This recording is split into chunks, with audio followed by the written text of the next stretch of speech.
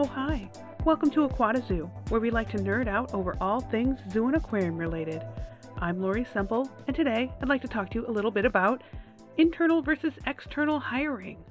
No matter what type of job you have, you've probably run into this at some point, whether you're looking to be promoted, or you're applying for other positions, or perhaps you're the manager who has to decide whether to promote somebody from within your team into a higher position, or to hire from an external pool of candidates that might bring something new to the group.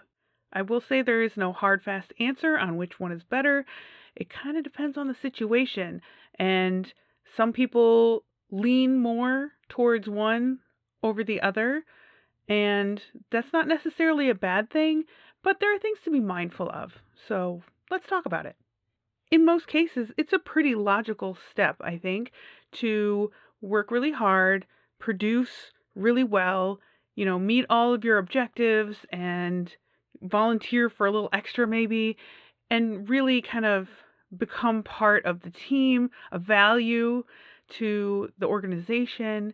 And for that effort that you have put forward, or someone has put forward, that they would then be promoted to the next step up. You kind of think that you could move up the ladder in a relatively natural way. You do this job and you do it well and you're dedicated and you show that you care and you meet those goals, then you move up into the next step, the next promotion up that has a little bit more responsibility. Maybe it's that same job plus some, right? And so you're growing your skills, or whoever we're talking about here is growing their skills. They're getting better at what they do. They're becoming more confident, and maybe they start to develop some of those leadership type skills that we're looking for in promotions and management and team leadership, right? So they're starting to be the one that people come to when they have questions or have problems or need help with something. That person who is kind of the glue that holds the team together might be the one that you're looking at as the one to fill a position, if it were to open, that's higher up. I don't think anyone would fault that person, right, for getting that promotion and moving up and growing their skills and further improving. Like, that is what we want to do, right? And I feel like that was more prevalent for people who would enter into an organization, perhaps at the lowest rungs, and then move their way up through the course of their career and stick with an organization for 40, 50 years. And, years and years of dedicated service, they moved all the way up, they're running the company by the end, right? That was a lot more common than I think it is currently. And, people hop around from organization to organization these days. It's not that uncommon for people to stay at one place for 2, 3 years, move on the next time they're staying with an organization for like 5. They bounce around. And I know that for my industry, zoos and aquariums, we do have to bounce around a lot if we intend to move up in ranks in accordance to the plans that we have, to what we feel like the individual feels like is an appropriate time frame. So maybe you stay at an entry level for maybe 3 years and get all of those introductory skills, get some confidence, have a good idea of how an organization can run. If they don't have that next step available, particularly when it comes to part-time versus full-time, I got to a point where I had to move because I needed to find a full-time position because I needed those benefits. I needed insurance and all that fun stuff. Being an adult, right? I couldn't stick with the part-time work anymore. And so I had to move for that because the facility where I was at, I did not get hired to move up the ranks, right, as was expected at the time. And that's fine. It was not going to be a good fit anyway. It was a blessing in disguise, even though I was crushed. It's okay. I look back on it now and I'm thankful. It was not the right move. But, I had to leave. I had to leave and move to another state. I moved to another city and progress in my career that way. It happened again when I needed to move on beyond that, right? So when I felt ready was not necessarily when my organization was ready to bring me up in a promotion type situation. I may not have been ready in their eyes. I may not have had the skills that they were looking for. That happens. And sometimes you have to ask yourself, are you going to stay or are you going to go? And as a hiring manager, you have to make those decisions that are really, really hard and involve, do I promote this person that I have here who it's not that I don't like them or they don't have the ability to learn the things that I need them to learn, but maybe the personality isn't quite what we need or what I envision for the leader of this team, or perhaps they're not quite there yet. They need a little more time. Or perhaps I'm looking for an entirely different skill set that we don't have on our team right now, and that would require an external candidate, right? So there's a lot of questions that are floating around when the hiring opportunity comes up. And as a leader, you need to really consider what you envision a successful candidate in that position to look like. And not like physically. I mean, what's their skill set? What are you really hoping that they kind of bring to the team that you don't have already, if that's the case? Or are you just looking for somebody who can hit the ground running? Because sometimes that happens. There's all these factors that come into play when you've got a hiring situation, and you need to have a clear picture of what you want or need out of a candidate, whether they're internal or external, and then find the right fit. And it seems simple when you explain it that way. Just know what you need and then put somebody in that place that fits that, description. But it's very, very difficult to do because along the way, there's going to be some disappointment. There's going to be some broken hearts. Been there, done that. There's going to be some frustration at the length of time that some of these processes take. There's just a lot. A lot of it's unpleasant up until we get the right person in the right position, and then we can all, take a big deep breath. So let's take a look at both sides. Like, why would you want to? Why would you not want to hire someone internally? So for an internal hire, this is your chance as a leader to really reward somebody who has been really performing very well, who has been a very pivotal part of your team, who really has been interested in moving up, and you're trying to, give them something. And you feel like this person will be able to do the work, right? They'll be able to fill that role that's suddenly vacant for whatever reason. They'll be able to hit the ground running, right? That's awesome. That cuts down on the time immensely. So, the time in between that last person leaving that position vacant and the next person stepping in, who's an internal hire, that all moves much faster because this person already knows how the organization runs. They probably know how the team goes and runs. They don't have to put in all that effort of meeting everybody and trying to get a feel for how everybody needs to communicate and all that fun stuff. They're already in the middle of it, right? So that makes it all faster. The paperwork's faster. They're already in your system. You're just like adjusting their job title, a pay increase, all that kind of fun stuff. It's much faster. And you know what you're getting. If that person's on your team already, you understand how they work. You understand their strengths and weaknesses, most likely. You understand just about everything you need to understand to know if this person will work with your team well and if you will work well with them, as a team leader or something like that in that capacity, that higher level capacity, whatever that job is, right? So that's great. All that stuff is really helpful. You get somebody in there fast, they hit the ground running, they know what to do. They know how the organization runs. They know the people involved, and they can just get to work. And that is awesome. And it's a great way to reward somebody who's been performing well. But just know that there are probably others that would also like that job.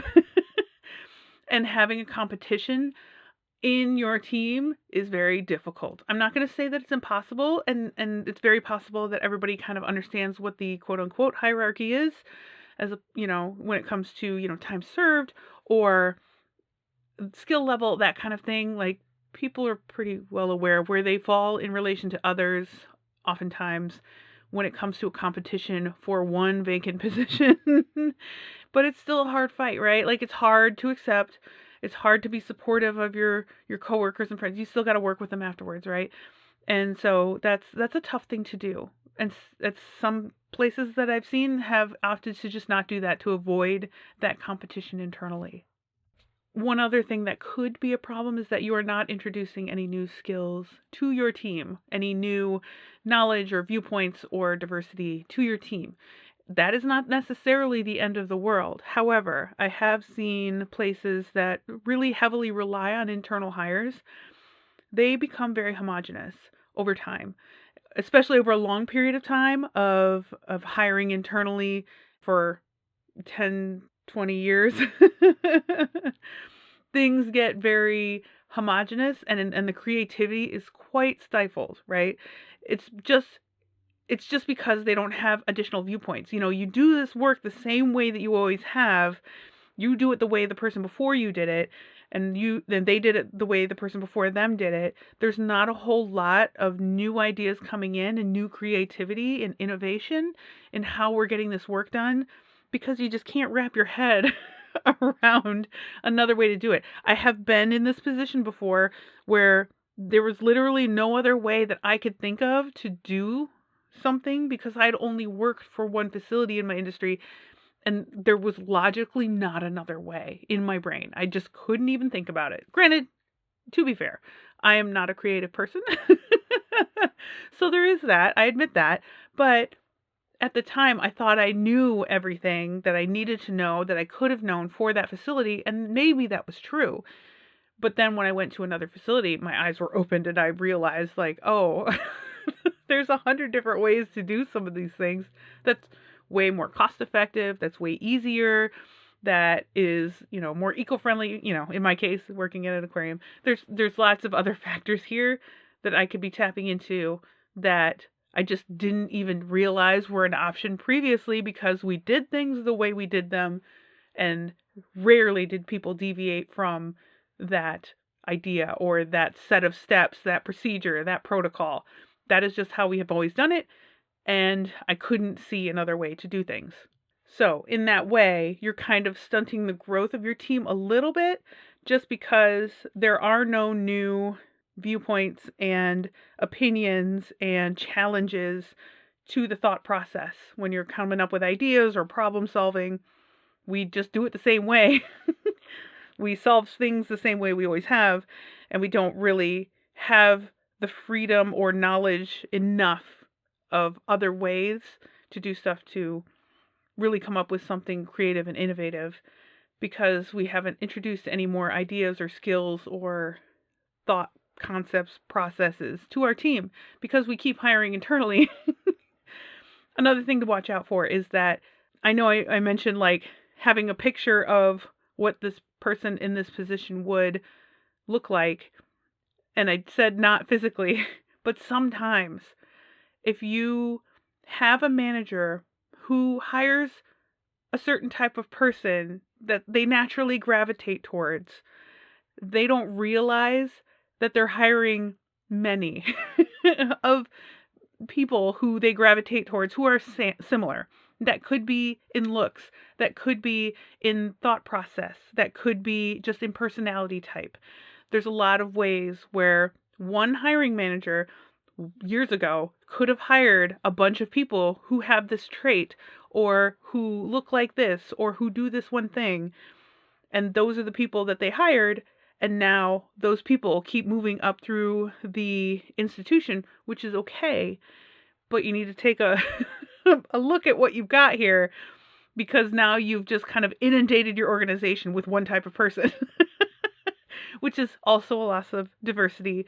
And just be mindful of it. It's not the end of the world, and I'm not saying it's a bad thing necessarily, but it's just something to be aware of. And sometimes you can, like, take a step back and look at it and realize, oh, I have all people who are like this, or who do this thing, and we might need to diversify it just a little bit, so we can, change it up a little bit. This is when it might be a better idea to hire externally. If you do so, you have a better chance of finding someone who can shake things up for you, who can introduce some new skill sets that maybe you don't have covered already with your current team, and to, just look at things with a fresh set of eyes, right? Our operations can easily become kind of routine and stagnant, and it might take someone from the outside to come in and look at things and be like, wait, why are we doing this way?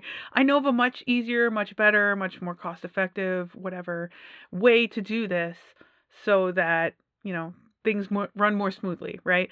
It sometimes really helps with that.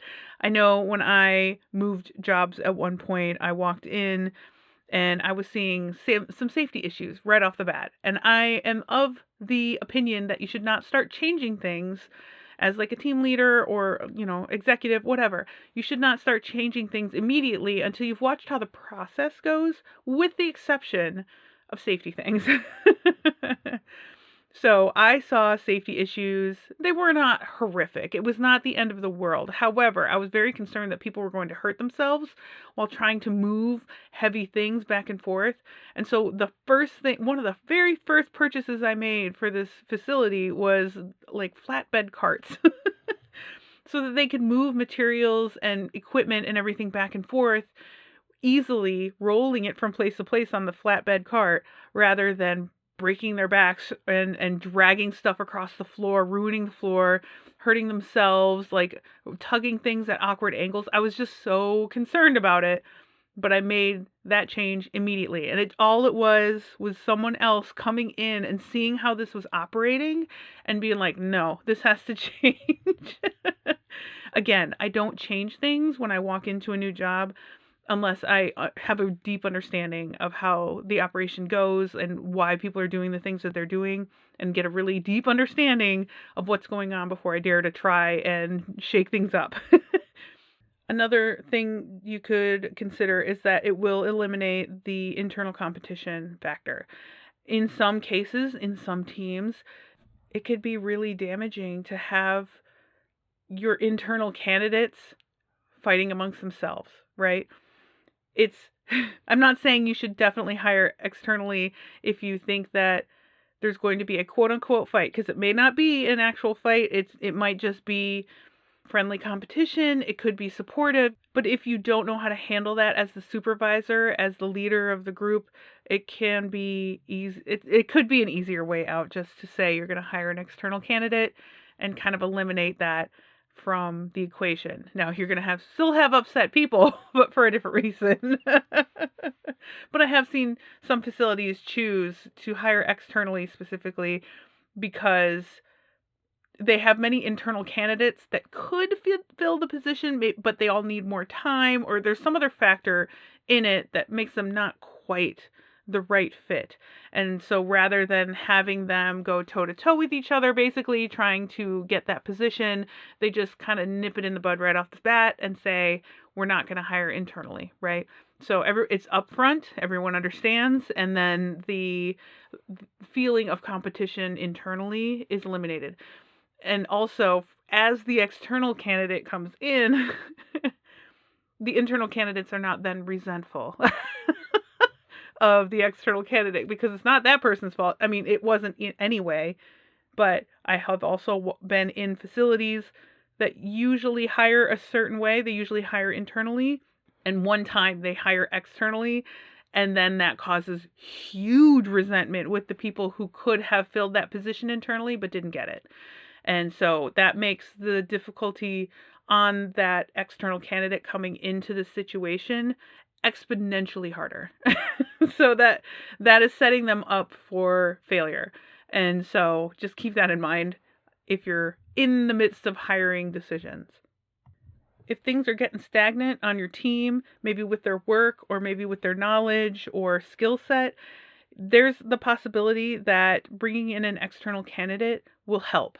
And if you bring somebody in who, say, has, specific leadership skills or people skills, and you're bringing them into a team of people who do not have those kinds of skills, that could be helpful. That could help them grow. If you're looking for somebody who has a very niche skill set that, something about the job, the technical work perhaps, that you just straight up don't have on your team right now, then that can help. So in an aquarium position, we might say that I need somebody who specifically understands life support components. So all the pumps and filters and the mechanics of running an aquarium, we need somebody who's got those skills because we don't have them right now, for instance, right? That is a very specific skill set. Your people that are there right now are not going to be able to really pick that up on their own without, unless you're going to send them for training and that sort of thing. That's a different story. But if you've got an opening and you think that you need to have that life support experience and expertise, it's a great time to hire an external candidate who can bring that with them and then teach your team so that they can also grow. Like, everybody benefits from that. So if that is the case where you need a very specific skill set as a part of your team that you don't currently have, and you don't have any plans to get your current team that professional development into that area of expertise, then perhaps hiring an external candidate is your best option.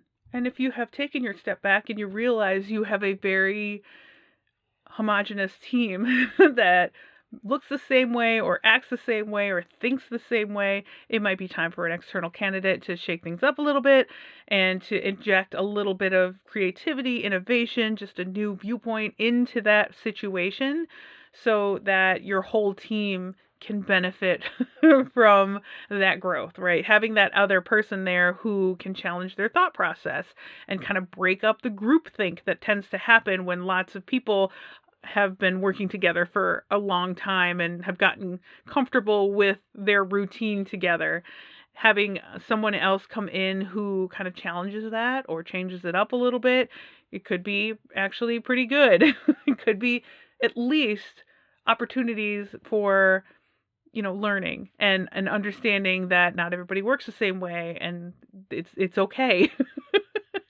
I've worked for facilities that have gotten really stagnant, homogenous, and kind of stunted their own growth through internal hiring that needed some external perspective. They do get it eventually at some point. Again, if you're looking for a specific skill set you don't have on your team already, it's a great time to bring in an external candidate and to shake up that groupthink, that problem-solving stagnation that can happen when people work together in a similar way for years and years and have no idea that you could do it differently. Now, hiring an external candidate does take longer. It's somebody you don't know, so that's kind of a gamble. Hopefully you're hiring for fit with the team rather than just skill set alone, because it's more important. You can teach the skills eventually, right? You can send somebody for professional development if you find that they don't have the skills that you're looking for, internal or external, right? But if you don't have the right fit for your team or even for your leadership style or something like that, there's going to be like a disconnect and always like a sore spot. And so external candidates have a higher tendency to have that happen because you're kind of introducing an unknown entity to your team that may have already been working together for quite some time. It may go well, it may go poorly. Like, not everything's going to be really easy when it comes to choosing an external candidate, because ultimately you don't know. You don't know how that's going to turn out. The interview process is relatively brief. You only have a few conversations. Maybe you bring them in to look around and you converse some more, but ultimately you're just kind of getting a snapshot of that person, and likewise they're getting a snapshot of you and your organization. So it may not work out for them, it may not work out for you. There's always a chance, there's a higher chance most likely of failure when you've got an external candidate, because it's just an unknown that you're introducing to your team that may be cohesive, but it's cohesive without that person. So I definitely recommend hiring for fit rather than just for skill. And honestly, everything with an external hire is going to take a little bit longer. It takes a little bit longer for them to come into the organization. They got to fill out lots of paperwork. They've got to go through their onboarding. They've got to figure out how the operation works in general. And so it's going to be a bit longer before you get to the point that they are self-sufficient, right? And they're doing the job and they're doing what you have hired them to do. It's going to take much longer. They have to build relationships with the people that they're working around. They have to get familiar with, where's the bathroom? layout of the building, maybe, understanding who they're working with, what the job is, how the organization expects them to operate, how you as a leader are, perhaps. And that just takes longer. It takes longer. So there are lots of pros and cons here for both sides, right? Should we hire the internal candidate? Should we hire the external candidate? This is a very, very difficult choice. And when you're a leader, you really have to think about what you're hoping to get out of a new hire, whether it's internal or external. And I hope that as you're working on a day-to-day basis without a vacancy, that you're communicating with your team what you need. Like, especially if they're trying to move up and they're eager and they want to learn more, help guide them in the direction that you need them to go. So if you've got somebody who's really good on their technical stuff but really needs a lot of person-to-person, soft skill kind of work, they need to work on their leadership and communication, right? Help them with that. Give them tasks that kind of stretch those skills. Give them some resources to use. Doesn't have to be expensive. Could be videos, could be books, could be anything like that.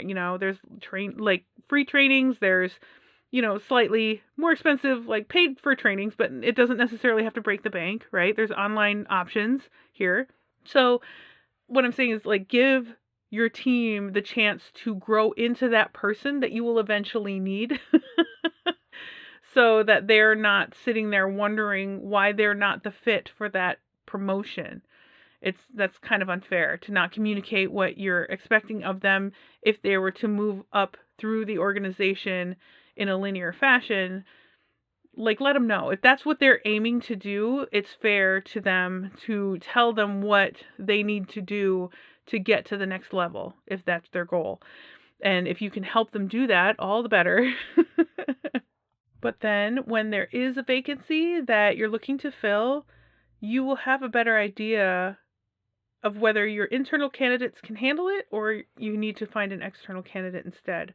And you may not know whether you want an internal or external candidate. It might depend on the pool of applicants that you get before you make your decision. That's fine. But just understand, have a clear picture of what you intend to have joining your team and the types of skills that they bring to the table. And it could be something that you already have on your team and just a more amplified version of it, right? And it could be something completely different and completely new. And in that case, you might need to lean towards the external candidate. You could still do the internal candidate, but then you need to send them for training or get them some more knowledge somehow so that they can fill that void that you're looking for as an asset to your team and to your organization. So there's not a hard, fast answer for this. It's a tough one. It's one that I think any hiring manager really struggles with. But just make it part of your thought process when you're doing goals for your team or you're building your team or you're seeing some issues with, stagnation or lack of creativity, innovation. Like, just, keep an eye out for that type of thing so that when the opportunity comes to add a new person via promotion or external hire, like, you have an idea of what you need and what will benefit the team the most. In the end, if you are in a position where you have a vacancy to fill, you don't know what to do, if you need new eyes, a culture shakeup, technical skills that you don't already have, that's probably going to be an external hire. And if you are looking at your team and you just need somebody who you can trust, who you know, who's solid, who could be rewarded for their hard work, or they just need to be stretched even further, that might be an internal opportunity, okay? So just think about it. It's a very hard thing on both sides of the hiring, as the person interested in the position and as the hiring manager. That is a very difficult position to be in when you have someone who's really eager, whether they're internal or external, and you have to make a decision, right? That is tough, and you know that it's going to weigh heavily on you and your team and your organization, so you need to really understand what you're getting into. So that's why we're talking about it. Should you hire internally or externally? It's up to you, depends on the situation. Okay, if you have any questions about that or any other leadership or management things or zoo and aquarium stuff, you can write it up in an email and send it to me at aquatazoo@gmail.com. If you're enjoying the show, and I hope that you do, don't forget to follow or subscribe on your podcast player of choice. That way you'll get all of that sweet, sweet content as soon as it releases. If you'd like to support the podcast directly, you can find me at patreon.com/aquatazoo. Okay, thanks for listening. I heart your faces. Okay, bye.